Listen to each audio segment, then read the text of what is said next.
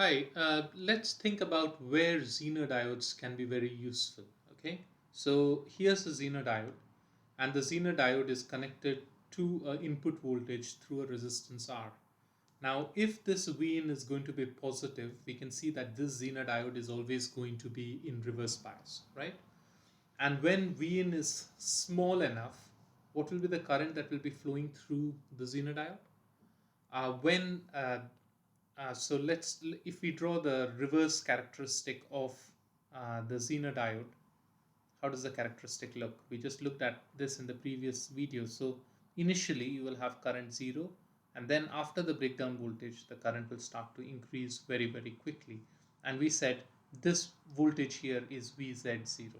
Okay, so when the voltage Vin is very small, no current flows through the Zener diode. And if there is no current flowing through the Zener diode, there will be no voltage drop across the resistance, which means that Vin will be equal to V out.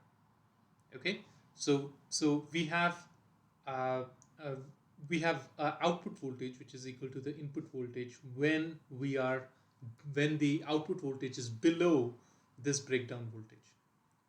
Once we go beyond the breakdown voltage, what happens? Whatever the current is that flows through this Zener diode, this output voltage is maintained at VZ0. You cannot exceed that voltage, right? And that's what this slope shows. Of course, there is a small dependence of the output voltage on the current, but that dependence is very small. So here's what I'm saying. Here's how this circuit operates. So if V in is less than VZ0, okay, then what do we have? We have V out equal to V in. And if V in is greater than equal to VZ0, V out becomes approximately equal to VZ0. Or if you want to be more accurate here, you can write this equation as VZ0 plus IZ RZ. And if this resistance RZ is almost zero, then the voltage is maintained at VZ0. If this RZ is a little bit bigger, then you will have some difference, but still the voltage is maintained at VZ0. And one of the places where Zener diodes are very useful is to have constant voltages at the output.